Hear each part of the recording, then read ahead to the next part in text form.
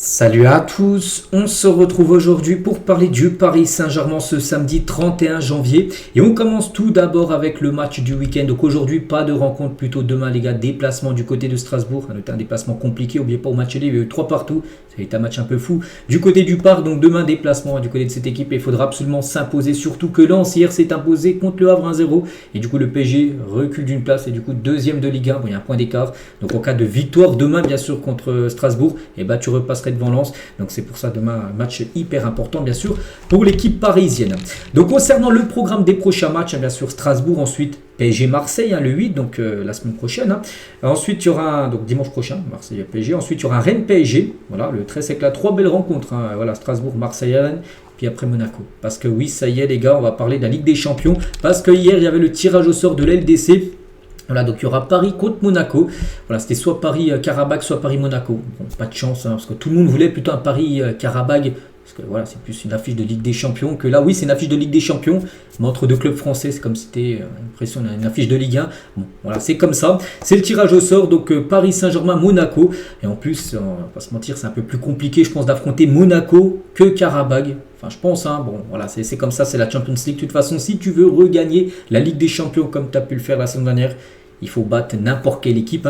Donc là, c'est Monaco dans le chemin du PSG pour aller essayer de chercher, bien sûr, cette deuxième Champions League. Et du coup, il y a des conséquences concernant les prochains matchs. Du coup, un match, les gars, le PSG Rennes, là, qu'on pouvait voir. Et du coup, il a été programmé au vendredi 13 février. À 19h, du coup, comme je dis, le programme, donc le 8, le vendredi 19h, à 19h, il y aura un match Rennes-Paris Saint-Germain, parce que le mardi 17 février, dans à peu près 3 semaines, il y a ce Monaco-PSG, pour avoir un peu de temps de repos, bien sûr, avant le match. Il est hyper important maintenant, Monaco, ce match, bien sûr, de Champions League.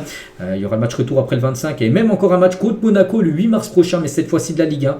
Voilà, tu vas affronter Monaco, là, sur 5 matchs, tu les as affrontés 3 fois. Voilà, cette équipe de l'ASM. Pour revenir sur cette affiche, puisqu'on va continuons à en parler bien sûr de ce Paris-Monaco.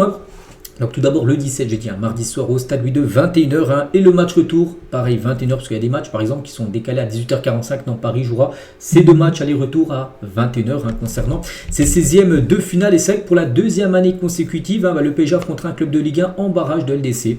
Voilà, donc il y a eu Brest l'année dernière où c'était une formalité. On se souvient, il y a eu 3-0 match aller, ça avait été à Brest, puis après au Parc des Princes, Paris s'est imposé 7-0. Il y a eu 10-0 cumulé. Bon là ça sera Monaco, c'est un autre adversaire, peut-être plus compliqué bien sûr que Brest, parce que Brest l'année dernière il n'y a pratiquement pas d'expérience pour un LDC, que Monaco c'est une équipe quand même qui a un passé, qui a une expérience bien sûr en Ligue des Champions, ce sera une équipe compliquée bien sûr, la SM, surtout que cette saison Paris a perdu contre Monaco, c'était en fin novembre dernier, il y a eu une défaite 1-0, donc voilà, il faudra être très sérieux. Et éliminer bien sûr cette équipe de l'AS Monaco. Mais c'est ça que c'est dommage d'affronter, on va dire, un club français pour la suite, enfin en Ligue des Champions, alors qu'il y a tellement d'autres adversaires, d'autres championnats que tu peux affronter. Mais bon, c'est comme ça. Et c'est qu'une info concernant ce Monaco-PSG, c'est double confrontation. Donc depuis 1985, donc depuis on va dire 40 ans, le PSG a toujours gagné l'AS Monaco dans une confrontation hors championnat. Donc là on enlève la Ligue 1 où Paris et Monaco s'affrontent toujours 2 fois par an en Ligue 1. Mais si on prend les autres compés, donc c'est du coup la Coupe de France, la Coupe de la Ligue, Trophée des Champions. Et bien depuis 40 ans, le PSG n'a jamais perdu contre Monaco. En Coupe de France, il y a eu 6 matchs, 6 victoires depuis 1985, en 2021, 2017, 2015, 2010, 98 et 93. En Coupe de la Ligue, 4 fois tu as affronté Monaco, 4 victoires, donc 2018, 2019, 2009 et 99. Et en 3 trophées des champions gagnés, le dernier c'était en 2024, on se souvient, 2018 et 2017. Voilà, en gros, tu as gagné 13 dernières fois que tu as affronté Monaco. En dehors de la Ligue 1, on va dire, et ben les 3 fois tu as gagné. On serait bien que cette série continue, vu que là c'est une compétition, c'est pas de la Ligue 1, c'est de la LDC. Ce sera la première fois que le PSG affrontera Monaco en Ligue des Champions, bien sûr. Donc voilà, après, bien sûr, c'est seulement des chiffres, des stats, tout ça. La vérité se passe sur le terrain, bien sûr. Il faudra le montrer sur la pelouse. Et comme je dis, c'est vrai que, attention, c'est la dernière fois que Paris a affronté Monaco, défaite 1-0. Donc c'était le 29 novembre dernier, il y a à peu près 2 mois. Donc voilà, là, tu n'as pas le droit à l'erreur parce que là, tu perds en Ligue 1. Allez, tu perds en Ligue 1, mais tu peux encore gagner la Ligue 1. Que là, si tu perds, tu peux perdre un match et gagner l'autre et te qualifier. Oui, mais il faudra éviter de perdre, on va dire 1-0 match aller. Voilà, parce qu'il faudra faire un très très gros match au match retour pour valider la qualification. Du côté de Monaco, donc Thiago Scuro, c'est le directeur général de Monaco. Pour moi, c'est positif pour le football français. On va voir deux belles soirées. C'est aussi un moment spécial pour nous de défier le PSG en barrage. J'espère qu'on va être prêt pour cette confrontation. On connaît bien le PSG, c'est très difficile de jouer contre eux. C'est le tenant du titre. Ce n'est pas facile, mais il faut travailler pour avoir une bonne préparation pour les deux matchs. Voilà ce qu'a pu dire Thiago Scuro. Donc voilà, ils sont plutôt contents, enfin ce qu'ils disent, je pense qu'ils auraient préféré plutôt, enfin c'est vrai que soit chez Opel PSG ou Newcastle, donc Newcastle aussi ça a été compliqué. Bon, voilà, il dit que ce serait une belle soirée pour le foot français peut-être, on verra, enfin on espère que ça sourira bien sûr au Paris Saint-Germain. Et sinon tiens, si vous voulez voir les autres affiches, donc c'est vrai que Paris du coup hérite de Monaco et du coup Newcastle, eux héritent de Karabakh. C'était soit Paris ou Newcastle face à Monaco et Karabakh. Donc du coup voilà, ce sera ça les autres affiches de cette Champions League. Et un petit rappel, donc match aller 17-18, un match retour 24 et 25. Et à noter que le 20 février, donc 4 et 5 jours avant bien sûr les matchs retour, il y aura un tirage au sort qui sera fait. Et on saura par exemple si le PSG a éliminé l'équipe de Monaco, on saura déjà potentiellement l'adversaire de Paris en 8e. Donc voilà, le 20 février sera un vendredi, on connaîtra. Ce sera soit le Barça, soit Chelsea. De toute façon, si le PSG passe, ce sera soit une de ces deux équipes-là, avec un match retour là-bas, soit au Camp Nou à Barcelone, soit Stamford Bridge à Chelsea.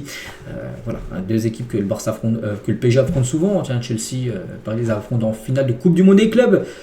Voilà, si tu les affrontes, ce serait bien de prendre une revanche. Et le Barça, une équipe qui sourit plutôt bien au PSG ces dernières années, mais bon là ça sera voilà, un huitième de finale très compliqué. Donc peu importe, de toute façon Barça ou Chelsea, enfin il faut déjà éliminer Monaco, ça sera de toute façon du très très lourd pour l'équipe parisienne.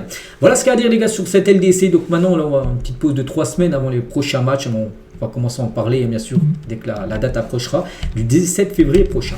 On continue les gars avec un sondage, tiens, de la source parisienne. Donc qui doit être numéro 1 dans les cages du PSG selon vous les gars, Chevalier ou Safonov? Donc on sait que Safonov va voler le dernier match contre Newcastle, mais là par exemple le match de demain, est-ce qu'il doit faire un match sur deux, mettre une rotation comme ça, ou voilà, mettre un numéro 1 puis un numéro 2 comme ça se fait dans n'importe quelle équipe? On sait qu'en début de saison c'était Chevalier. Est-ce que ça a changé? Donc pour vous, imaginez vous étiez Luis Enrique, pour vous qui doit être le numéro 1? Donc voilà, 597 votes et la plupart, 67% ont mis Safonov. J'ai voté aussi pour Safonov, contre 32,6% pour Chevalier. Moi, Safonov, tant qu'il fait les matchs qu'il a pu faire, voilà, contre Newcastle, comme je dis, le but qu'il a pris, il n'y peut rien. C'est juste un peu son jeu au pied qui doit un petit peu s'améliorer. Mais voilà, le match là contre Newcastle, ça a été pour moi très correct. Le match d'avant, c'était la finale de la Coupe du Monde des clubs contre Flamengo. Il a réalisé un match exceptionnel. Même les matchs avant, il avait été aussi plutôt correct. Donc tant qu'il est dans une bonne forme, Safonov, qui reste. Pour moi, ça doit être le numéro 1 du côté de Paris. Et après, bien sûr, s'il vient à louper des matchs, là, on pourrait remettre en jeu, bien sûr, tout ça. Mais tant qu'il est performant, il reste avec Safonov. Et du coup, Chevalier a peut-être perdu sa place de numéro 1. Enfin, on verra. Parce que c'est Luis Enrique, bien sûr, qui décide. On sait que Enrique, il a son avis, des fois totalement différent de tout le monde. On continue, on va parler aussi un peu mercato. Et Paris déterminé à recruter Ayoub Boadi. Donc, un joueur qu'on a déjà parlé. Les gars, on a déjà parlé de ce joueur. C'est un milieu français de Lille. Il est tout jeune, je ne sais pas, c'est pas marqué son âge de 18. Je crois, il y a 18 ans, il est tout jeune. Et le PSG, c'est pas la première fois, les gars, qu'on entend des rumeurs concernant le joueur. Donc là, si c'est pour le recruter, c'est pas là. La fermeture du mercato, c'est lundi soir. Lille va pas le lâcher en plein milieu de saison. Ça sera plutôt l'été prochain. Mais le PSG, les gars, vraiment, ils le veulent. Donc voilà, ça sera le concurrent le plus sérieux dans ce dossier au milieu de terrain. Ayoub Boadi, il casse toutes les cases. Il est français. On sait que le PSG aime bien maintenant recruter pas mal de joueurs français. Il est jeune, il est très prometteur. Il joue un poste en plus où tu as besoin peut-être un peu de renforcer, bien sûr, au milieu de terrain. Donc un départ du LOSC l'été prochain est inévitable. On sait que Lille devra le vendre. Après, est-ce que ce sera Paris, en Angleterre, en Espagne, on ne sait pas. Mais Paris sera totalement sur le joueur, bien sûr. Voilà, ce joueur qui n'a jamais joué au PSG. Là, même si on peut le voir devant les installations du PSG, c'est qu'il y a un coup, il était venu faire un tournoi avec son équipe, je ne sais plus laquelle. Mais voilà, Arsenal est également sur le coup. Donc voilà, pour vous montrer qu'il n'y a pas que Paris dans le dossier. Mais voilà. Il y a des chances quand même qui viennent du côté du PSG. Donc ça sera le gros feuilleton, on va dire, de l'été prochain. On continue cette fois-ci avec le jeune Noam Camara. Donc tout jeune, bien sûr, parisien. On sait que lui, s'il y a un mouvement de mercato avant la fin lundi, c'est un départ peut-être du jeune Camara. Et Bayer Leverkusen veut recruter le jeune parisien Noam Camara. Des discussions ont commencé. Fabrizio Romano le confirme qu'avant lundi soir, il pourrait peut-être partir à Leverkusen. Lui qui voit son temps de jeu pratiquement nul du côté de l'équipe première. Voilà, c'est peut-être le seul départ qu'il pourra avoir avant la fin du mercato, le jeune Camara. Et on finit aujourd'hui les gars avec David Beckham, parce que regardez, c'était un 31 janvier, un dernier jour de mercato, même là ça se finit le 2 février. Là en 2013, le dernier jour du mercato c'était le 31 février, et il y a 13 ans jour pour jour un certain David Beckham s'engager du côté du PSG. Ça a été une énorme signature. Bon, il est resté seulement 6 mois. Il était resté 6 mois au PSG. Bon, il était plutôt en fin de carrière parce qu'il était plutôt âgé. Lui, qui a longtemps joué à Manchester United, il a joué à l'AC Milan, au Real. Mais voilà, Beckham, à l'époque, toujours actuel, mais à l'époque, les gars, c'était une superstar, bien sûr. Voilà, le nom Beckham, mannequin, ça, footballeur, un très bon joueur en plus, Beckham. Donc, il a rejoint bien sûr le PSG. Donc, c'était il y a 13 ans.